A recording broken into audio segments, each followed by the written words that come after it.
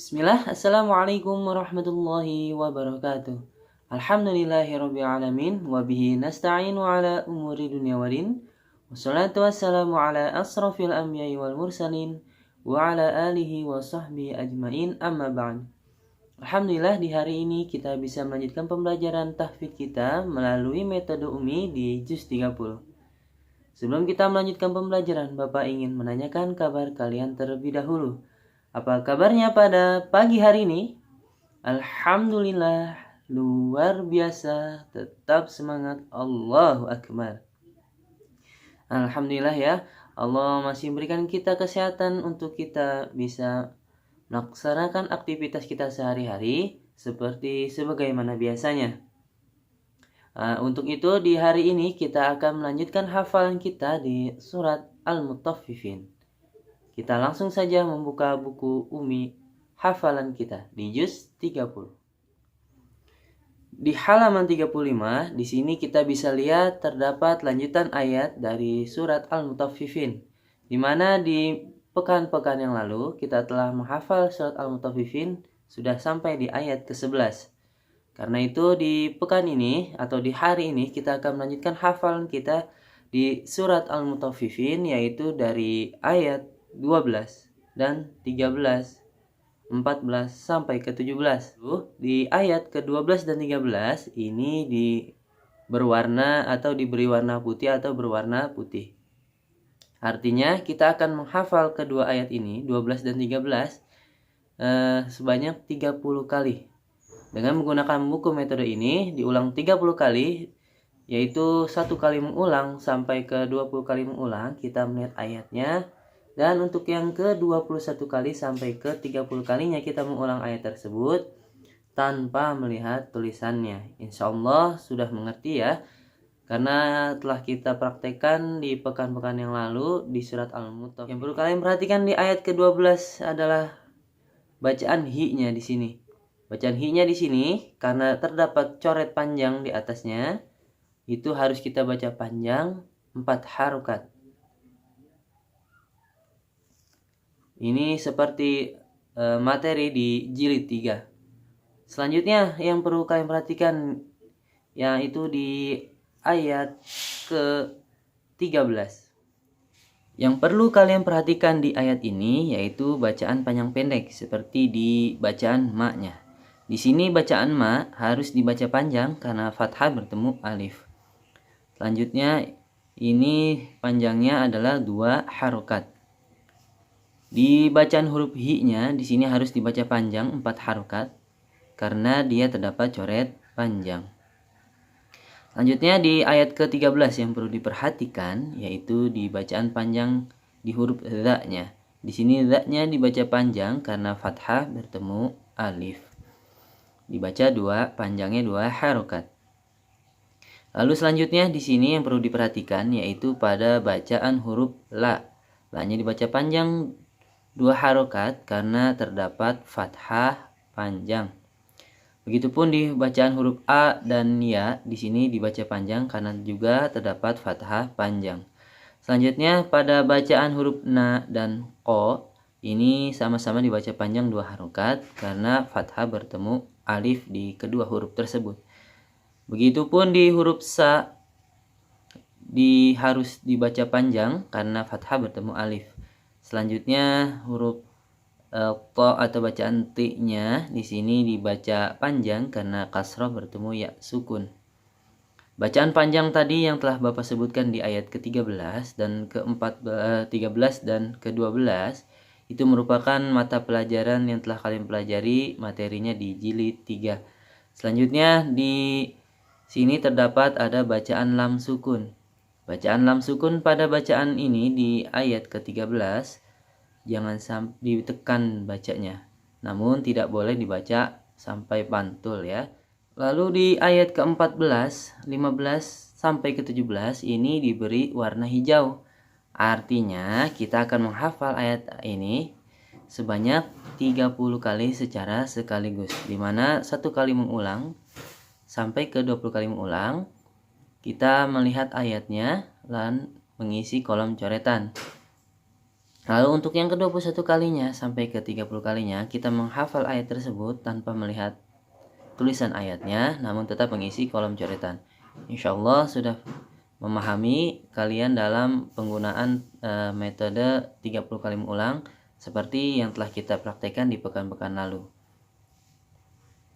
Lalu di ayat ke-14 yang kalian perlu perhatikan sebelum menghafal, yaitu di sini terdapat huruf lam yang bertasydid. Huruf lam yang bertasydid harus ditekan cara bacanya. Lalu di sini di atas huruf lam yang bersukun terdapat tanda saktah. Artinya berhenti sejenak, sekedar satu alif tanpa bernapas. Insya Allah bagi kalian yang telah mendapat materi gharib maupun tajwid, telah memahami apa itu arti tanda saktah, dan di sini adalah penerapannya ketika kalian membaca Al-Qur'an. Lalu yang kalian perhatikan juga di sini di huruf ro-nya dibaca panjang karena fathah bertemu alif. Lalu di sini huruf lam yang ada ini fathah panjangnya, di sini harus kita baca panjang 2 harokat.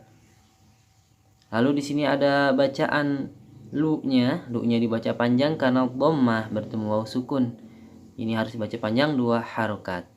Dari ketiga bacaan panjang ini, di bacaan ro, la, dan lu, ini adalah materi di jilid 3. Lalu selanjutnya yang kalian harus perhatikan, yaitu pada bacaan mim bersukun bertemu dengan mim bertasydid. Di sini harus kalian tekan yang lama 3 harokat.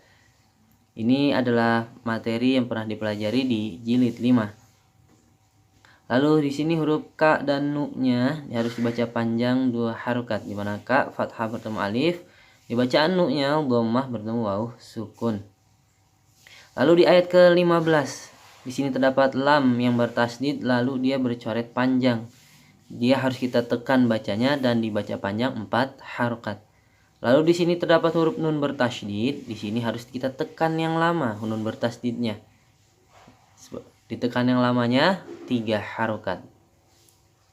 Lalu di sini terdapat ro yang bertasydid, ini harus kita tekan cara bacanya ya.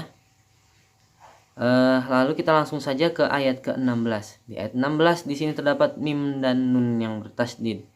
Huruf mim dan nun yang bertasydid ini harus kita tekan cara bacanya. Tekan cara bacanya seperti di ayat ke-15 nun bertasydidnya. Jadi dibaca sama-sama, ditekan 3 harokat.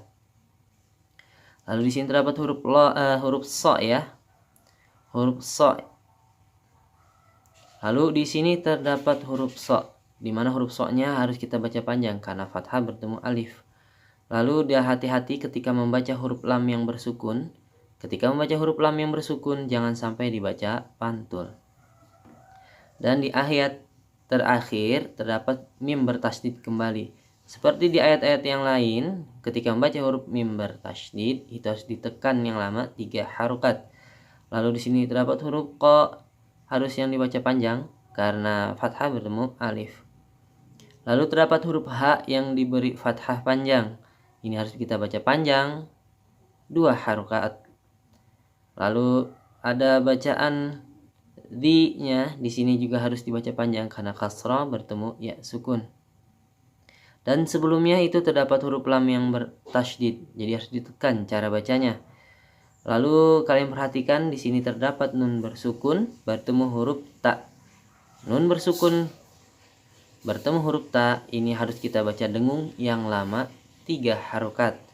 Lalu terdapat huruf mim bersukun dan huruf ba setelahnya.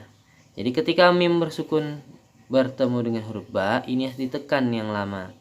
Tekan yang lamanya 3 harokat. Begitupun dengan huruf hi, sama dengan huruf h, dia karena sama-sama diberi tanda panjang. Di sini terdapat kasroh panjang, berarti dibaca panjang 2 harokat.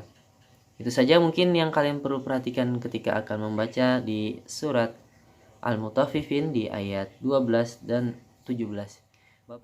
Bapak akan contohkan cara membaca di ayat ke-12 dan 13. Jadi kalian bisa perhatikan terlebih dahulu. A'udzu billahi minasy syaithanir rajim. وَمَا يُكَذِّبُ بِهِ إِلَّا كُلُّ مُعْتَدٍ أَثِيمٍ إِذَا تُتْلَى عَلَيْهِ آيَاتُنَا قَالَ أَسَاطِيرُ الْأَوَّلِينَ. Satu kali kita membaca seperti biasa, kita langsung mengisi kolom coretan yang ada di samping sebanyak 1 kali dari kiri ke kanan secara menyilang ke bawah. Bapak akan contohkan untuk yang kedua kalinya di ayat ke-12 dan 13. وَمَا يُكَذِّبُ بِهِ إِلَّا كُلُّ مُعْتَدٍ أَثِيمٍ إِذَا تُتْلَى عَلَيْهِ آيَاتُنَا قَالَ أَسَاطِيرُ الْأَوَّلِينَ. Lalu kita isi kembali kolom coretan sebanyak 1 kali untuk menandakan kita telah menghafal mengulangnya untuk yang kedua. وَمَا يُكَذِّبُ بِهِ إِلَّا كُلُّ مُعْتَدٍ أَثِيمٍ إِذَا تُتْلَى عَلَيْهِ آيَاتُنَا قَالَ أَسَاطِيرُ الْأَوَّلِينَ. Lalu seperti biasa kita kembali langsung mengisi kolom coretan yang ada di samping sebanyak 1 kali untuk menandakan kita telah menghafal ayat ke-12 dan ke-13 sebanyak 3 kali. Begitupun untuk yang seterusnya, keempat kalinya kalian nanti akan menghafal di ayat tersebut sampai ke-30 kalinya. Kalian bisa mengisi kolom coretan yang ada di samping seperti yang telah kita praktekkan di pekan-pekan yang lalu di ayat-ayat yang sebelumnya.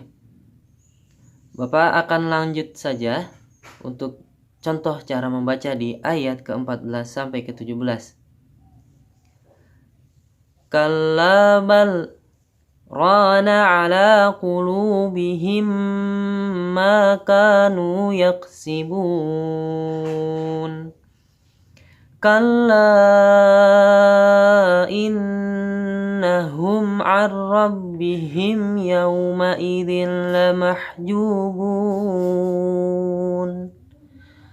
ثُمَّ إِنَّهُمْ لَصَالُو الْجَحِيمِ ثُمَّ يُقَالُ هَذَا الَّذِي كُنْتُمْ بِهِ تُكَذِّبُونَ.